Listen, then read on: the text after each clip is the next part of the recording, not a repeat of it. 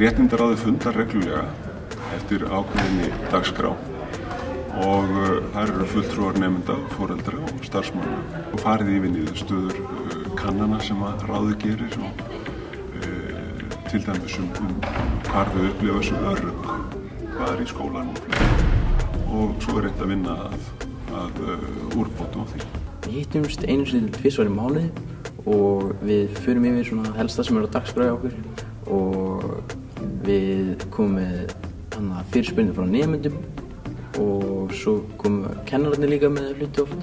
Og eftir að við byrjum með þetta réttindaráð og ég var í því sjálf, þá svona vorum við að fara yfir réttindaráð og við vorum að skrifa niður það sem mætti bæta inn og bara svona fleira. Við setjum upp alls konar plaggöt eins og við einu svona vorum beðin að skrifa niður greinar úr réttindasáttmálanum og hengdum við upp allstaðar í skólanum þannig að þessi er sýnileg fyrir bara fólk sem kemur í skólan og krakkana og nemendurna og kennarana.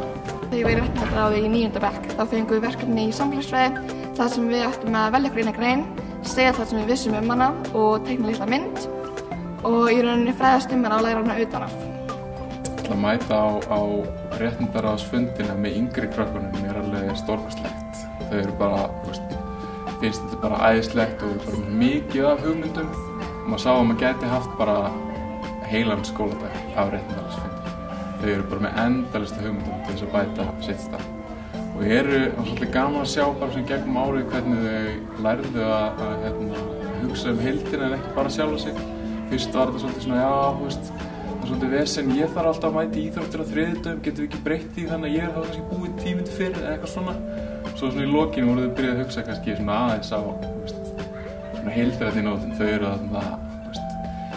sem fulltrúar í þessu lýðræði samfélagi en ekki bara að tala sínum máli.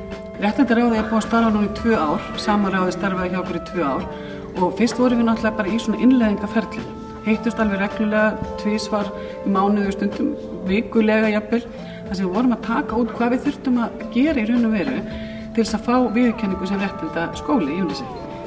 Eftir það þá höfum við náttúrulega bara verið að finna út hvað við getum gert til þess að bæta starfi hjá okkur.